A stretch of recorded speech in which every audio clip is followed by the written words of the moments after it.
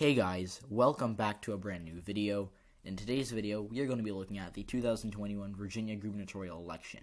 And again, I know I have not been posting as much. I am very sorry for that, but in sports and academics, my life is, I don't have a ton of free time right now, and so I get that's unfortunate for my YouTube channel, but I love doing YouTube, I really do, but unfortunately, when I have other stuff to do, YouTube kind of gets pushed down to the bottom, or towards the bottom of my list of priorities. And I'll be honest, I'm taking a big test towards the end of this month, so I've been studying for that, and I am, once that's done, I'm hoping to get back to somewhat of a normal schedule, but that's why I haven't been posting as much. I really do, for the record, I do appreciate, I got a comment, or a few comments on community post the other day saying, we totally get it, just, keep posting as much as you can, but totally understand that academics are going to come first before YouTube, and I appreciate that. The fact that you guys are understanding what I'm feeling at a personal level really, really helps me out, and it's so good to hear you guys are there, you're listening to what I'm saying, and it's it really does help me. It really does. I really do appreciate that. So the thoughtful comments have been really great. So I do appreciate those.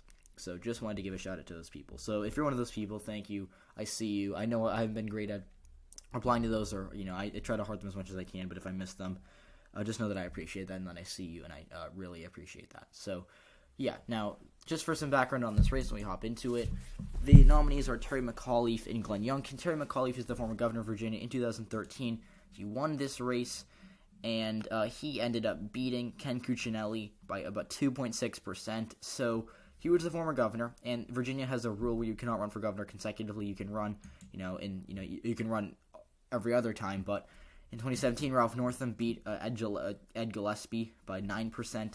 So it was a pretty solid victory for the Democrats in Virginia in 2017, and now we've got Terry McAuliffe returning and running for governor again. He's running against Glenn Youngkin. Glenn Youngkin is a businessman who I think was kind of the GOP's best candidate for this race. I'll explain why. So just to get into their primary, they had three people who were running. So Youngkin, obviously, and then you also had, if I can go to the primary, you also had you had Youngkin, then Amanda Chase, and Kirk Cox. So Kirk Cox was pretty normal. He's just someone who was a state delegate from Colonial Heights, and I think he just would have kind of lost this race by maybe a little less than Trump, because Trump did pretty poorly in Virginia. But Kirk Cox was running, and Kirk Cox, I think at least, was just he was the mechanic. He was status quo. He was a typical politician who would do fine, but really not get too much support. Now, Amanda Chase was, I think, the weakest candidate, because she was she's very right wing, very pro-Trump, which in Virginia is the state he lost by 10%, and he did very poorly in Virginia relative to other Republicans. In fact, he lost Virginia by the most since, I think, 1964, which is, he lost, I think, by even more than Barry Goldwater lost by 1964. So it was really bad showing for him in Virginia. He even managed to lose Fairfax County by, I think,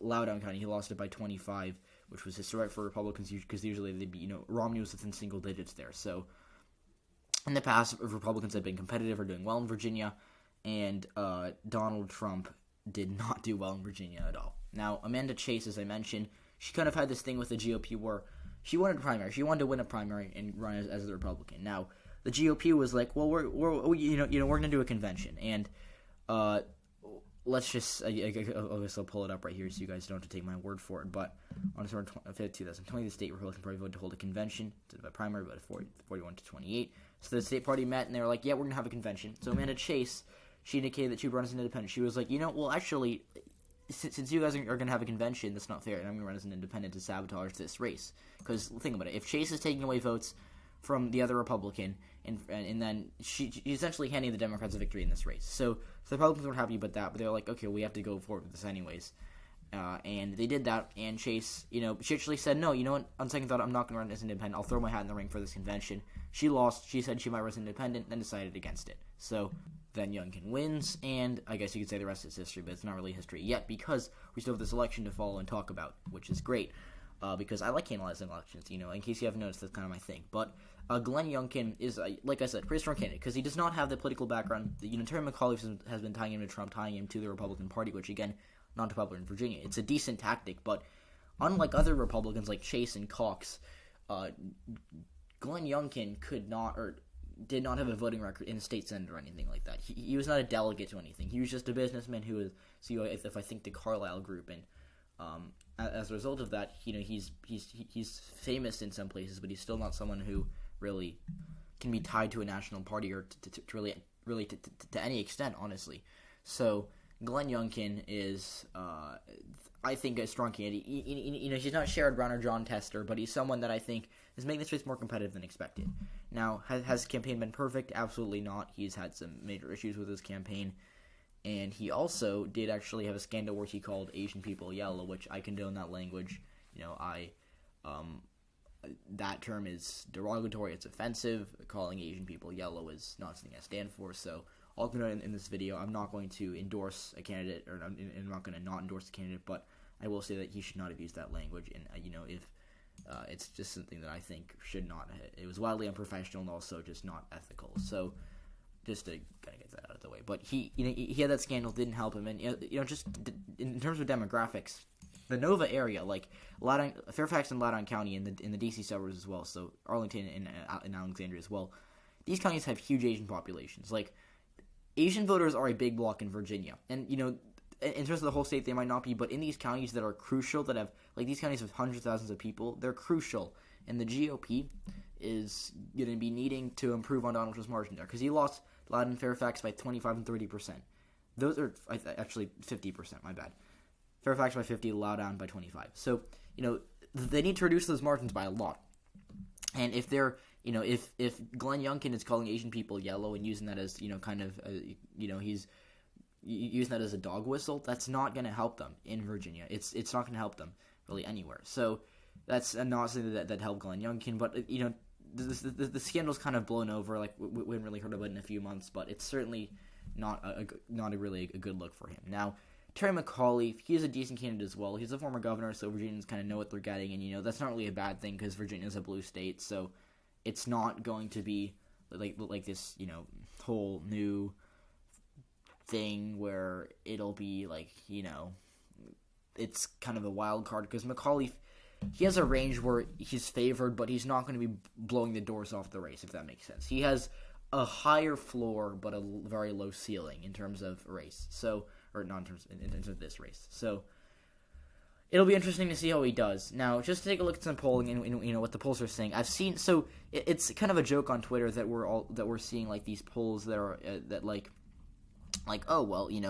this insider poll is Glenn Youngkin winning the race by a point. Now, I'm sure that there might have been a poll that had Glenn Youngkin winning the race by a point, which would be interesting to see a Republican taking back Virginia. But at the same time,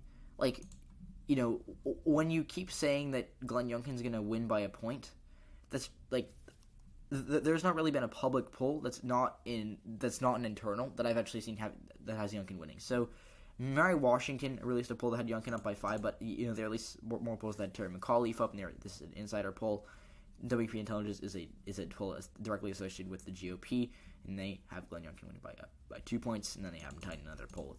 And then, so other than that, pretty good polls from McAuliffe. Trafalgar had him within 1, but Trafalgar, is a Republican poll, and they had, their California recall, a 10-point margin victory for somebody won by, 30, so they're not necessarily the greatest poll of all time, I'll say that. But what I will say is that some of the better polls, YouGov's not good. I'm trying to find, Emerson's all right, and they had McAuliffe up by a point, so that's interesting. But, the polls in Virginia usually underestimate they usually underestimate Democrats anyways. Just take, 2017 polling. Ralph Northam was supposed to win the race by, 3, and he ended up winning by 9. So, off-year election polls in Virginia aren't really great. They usually, like I said, underestimate Democrats. So, it's important to look at polls, and I'm not gonna obscure them from my videos, but what I will say is that when we talk about polling numbers and the amount of times that they're going to change, polling numbers are infinitely transitory, okay? You cannot convince me that a competitive race like Virginia is going to be staying completely still, this graph has moved all around. We've seen a Youngkin lead here, then we saw McAuliffe kind of coming back, and he's held a steady lead since. So it's steady for right now, but in a week it could increase, could decrease, could dip. He might actually be down in a week from now. Probably won't, but it's always a possibility. So it's not going to flatline where it's just going to stay like this and just continue on until November 2nd. I think we're going to see some changes in the polls, and I'm going to do more updates on this, at least 2 more times for this race. But what I will say right now is that I do think Terry McAuliffe is favored, it's not by as much as I thought, because, the polling we've seen has indicated that the race is going to be closer than expected. Because, maybe in January or February this year, you would have said that McAuliffe is going to win by 7 or 8, maybe 9, maybe 10, because Joe Biden won it by 10. Now it's kind of in the 4 to 5 to 6 point ballpark. And, there are people who are going to say Glenn Youngkin's going to win. There are always going to be people like that. I don't think it's out of the realm of possibility like it was maybe 9 months ago, but it's still not likely. And I think that predicting a GOP win in Virginia right now is just kind of a knee-jerk reaction to a few polls that have had him within reach. So right now I'll say lean Democrat. When, I had this race as likely Democrat a month ago. I think it's lean Democrat. And I think McAuliffe's going to win by 4 or 5. Subject to change by election day, but that's my prediction for right now. So if you enjoyed this video, please leave a like, subscribe to the channel if you haven't already, and I'll see you all in the next video.